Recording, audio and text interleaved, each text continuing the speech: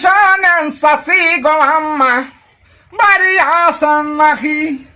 আপনার কিন্তু সাইডে কিস্তি পড়ে গেছে বাকি। আজকে কিস্তি না দিলে আমার কিন্তু থাকবে না চাকরি। বলি যে আপনার গো আজকে কিস্তি দিতে হবে।